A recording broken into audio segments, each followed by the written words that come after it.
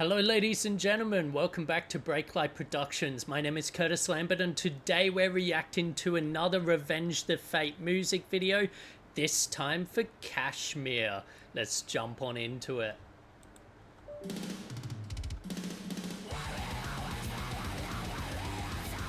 Hell yeah. Awesome lens flare, nice push in as well. Ooh, still one shot. Hell yeah. Okay, there we go. Finally some cuts. Hell yeah. Ooh, nice backlighting. Very like monochrome colors here, which is great. Ooh, bit of strobing, very subtle. Ooh, love the artwork. Ooh! Hell yeah.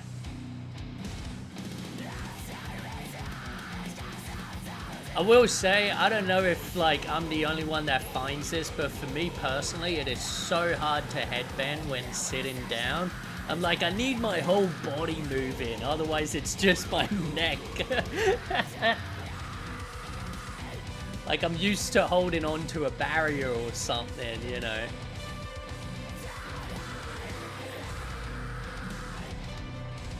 Awesome. Loving the camera movements as well. Oh. Hell yeah. So that's playing her movements in reverse so that it looks really trippy with the cloths and stuff. That's awesome.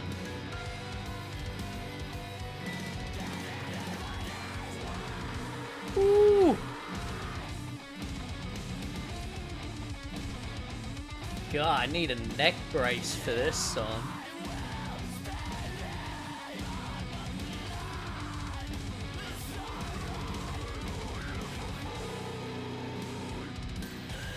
Haha. Ooh. Awesome little subliminal images there. That's great. Sped up footage. Hell yeah. That backlight is fascinating.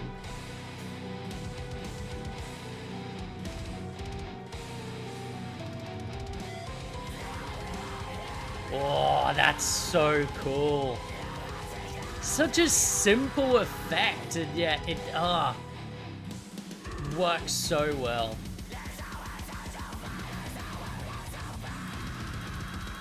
Yeah. Really interesting that we've got like a lot of very high up shots and then lower shots as well. Like I'm wondering if they've got this on a like a jib arm or a crane or something. That was awesome. Fuck yeah. Let's break it down. I'll just mute it so that it's not jumping all over the place for you all. Yeah, so let's obviously, as always, camera work super energetic, always moving, always moving. But I think what camera wise really steals the show is this opening shot, like coming up from this logo reveal and the name of the band to like lovely lens flares from that backlight, and then it's slowly walking up to the band and just getting that nice wide shot before we start cutting to various mid shots and stuff like that. Now there is a bit of jitteriness in it, and so I'm curious as to if it's like on a jib arm or like I don't know what no, that can't be on a jib arm. It would have to be a handheld gimbal or steady cam system. Which yeah, really interesting. But then with the rest of the camera work, like I said, we get a lot of really high shots and then a lot of really low shots as well. So I'm really, really curious as to how they shot this, because it's very, there's a lot of shots that are very smooth, which leads me to think that it's probably not a drone, as well as just for some of these shots, a drone wouldn't work. It could potentially be a few drone shots intercut with camera shots. But even that, I don't know, because I don't notice any like super visible like camera changes, like in quality or whatever. So I'm almost wondering if it's, yeah, like it would have to be a jib arm or a crane system to be getting like the smoothness in those shots or whatever. Because yeah, otherwise, I don't know. Like you, some of these shots you could not get on a gimbal system. At least I don't think so. So yeah, really curious about what they used for this. Then in terms of editing, like super to the beat, like really energetic. But what steals the show for the editing department is the slow-mo bits of the dancer, and they've thrown it in reverse. And so that's where you're getting these trippy like cloth effects and stuff. Well, I say cloth effects, these trippy like, you know, almost otherworldly shots with the cloths and stuff. Like, don't get me wrong, there's a lot that are just normal like what would you call it, normal layout, but there's definitely a few where I'm like, that's in reverse. Like you could just tell because it's almost like the cloth leading the hands, and that's such a cool effect. It is so simple and yet effective and dreamlike and weird and uncanny. And if you want a great example of this being used in a different music video, I highly recommend Portishead Only You. That has the young boy actor underwater, but his movements are in like reverse. So you've got this like ethereal movement, but it's in reverse. So like there's bits where like his shoelaces are loose, and so in normal time like he would move his foot and the shoelaces, you know, trail from behind. But because it's in reverse, you're watching these shoelaces like go through the water and almost drag his foot along with them. It is so breathtaking and beautiful. And that's what they've done here as well. Like it's a great use of the cloths and stuff that are on this performer. Performance and band energy and everything, fucking great. I love the monochromatic like colors being used. Like it is super dull. Like even that red drum, that, or bass drum, that would normally probably be a really bright red, is so dull. It's like a maroon.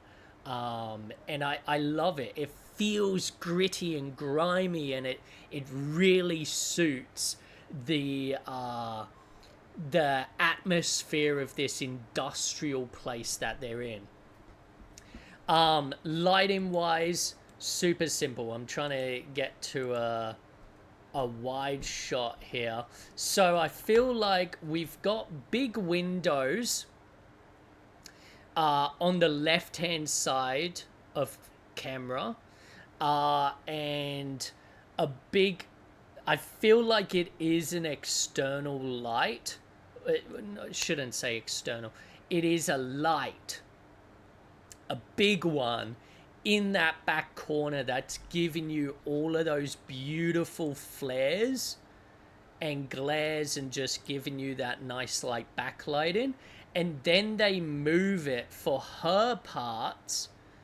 They actually move it more behind the drum kit. Like you can see that in some of her shots. It's right behind her. Which, yeah, is great little attention to detail.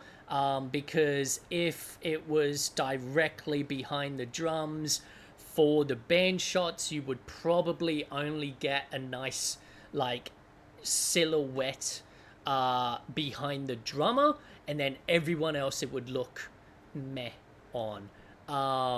So yeah, really cool to have it at that side position for when it's the whole band. And then I feel like we've got a potential on camera's right. I feel like we've got either other windows or a bounce, just bringing a bit back. And then some front lights as well, which again could just be bounce reflecting light back onto them. But, you know, wouldn't surprise me if it was some front lighting. What is really cool is, yeah, that back, like, that backlight, we can tell. If you look at this above angle shot, that is our key light. So key light is your main light. That is your, like, the first and brightest light, and then everything else shapes your scene around that. So you start with your key light, and then you bring in, you know, your fill light, your top lights, your hair lights, your eye lights, whatever it is you need to get the look that you want. But your key light is your brightest, you know, the brightest motherfucker in the room. Often you'll see your shoots where the key light is the only light and everything else is just flags of diffusion and neg and all sorts to just shape it and bounce it back and do all other types of effects with it.